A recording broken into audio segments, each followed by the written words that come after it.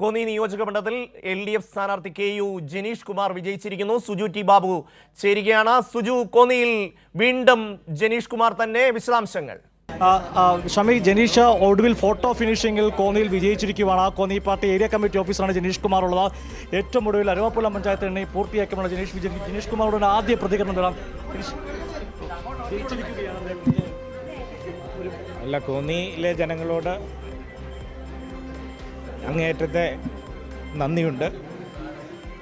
ഈ പ്രതികൂല കാലാവസ്ഥയിലും ചേർത്ത് പിടിച്ച കോന്നിയിലെ ജനങ്ങൾക്കൊപ്പം തുടർന്നും ഇന്നലകളിൽ ഉള്ളതുപോലെ തന്നെ ഉണ്ടാവും. അല്പം വൈകാരികമായി തന്നെയാണ് ജനീഷ് പ്രതികരിച്ചിരിക്കുന്നത്. കോന്നിയുടെ ജനങ്ങൾക്കൊപ്പം ജനീഷ് കുമാർ ഉണ്ടാകുമെന്ന് തന്നെയാണ്.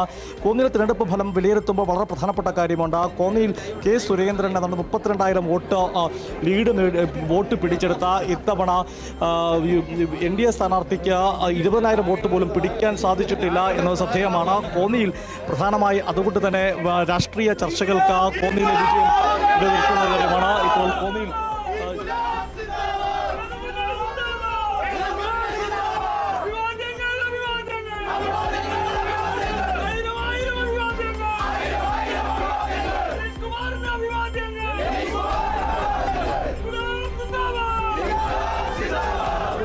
കാഴ്ചയാണ്. LDF അവസാനം ഫോട്ടോ ഫിനിഷിങ്ങിലൂടെ വിജയം നേടിയിരിക്കുകയാണ്.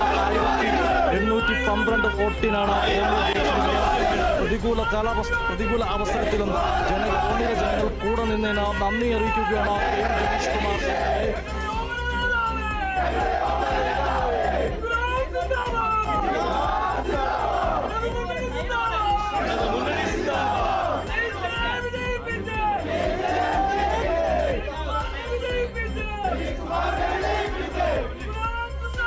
K. സുരേന്ദ്രൻ 32,000 വോട്ട് നേടിയെടുത്ത ഇത്തവണ NDA സ്ഥാനാർത്ഥി BDJ സ്ഥാനാർത്ഥി നേടിയ വോട്ട് എന്ന് പറയുന്നത് കേവലം 15,000 താഴെയാണ്. അല്ലെങ്കിൽ 15,000 താഴെ വോട്ട് എന്ന് പറയുമ്പോൾ 15,000 വോട്ടിനാണ് BJPക്ക് 2021 നിന്ന് 2000 വരുമ്പോൾ കോന്നിയിൽ കുറവിന് വന്നിരിക്കുന്നത്. തീർച്ചയായിട്ടും പരിശോധിക്കപ്പെടേണ്ടതുമാണ്. ഒരുപക്ഷെ വരും ദിവസങ്ങളിൽ രാഷ്ട്രീയ കേരളം ചർച്ച ചെയ്യുന്ന കണക്കുകൾ കൂടിയാണ് കോന്നിയിൽ വരുന്നത്. എന്നാൽ കോന്നിയിൽ ഇതിനെല്ലാം മറികടന്നുകൊണ്ട് ജനീഷ് കുമാർ വിജയിച്ചിരിക്കുകയാണ്. ജനീഷ് കുമാറിന്റെ ഭൂരിപക്ഷം 1812 അങ്ങനെ കോന്നിയിൽ മൂന്നാം തവണയും ജനീഷ് വിജയിക്കുന്നു. 2019 ജനീഷ് കുമാർ കോന്നിയിൽ ആദ്യമായി MLA ആയി തിരഞ്ഞെടുക്കപ്പെടുന്നത്. കോന്നിയിൽ നടന്ന ഉപതെരഞ്ഞെടുപ്പിലൂടെയാണ് ജനീഷ് കുമാർ വിജയിച്ചെങ്കിൽ 2021 മികച്ച ഭൂരിപക്ഷത്തിൽ നിയമസഭയിലേക്ക് കോന്നിയെ പ്രതികരിച്ചു. ഇപ്പോൾ 6.5 വർഷത്തിന് ശേഷം തെരഞ്ഞെടുപ്പിൽ ജനീഷ് കുമാർ ജയിച്ചിരിക്കുകയാണ്. ഷമീം.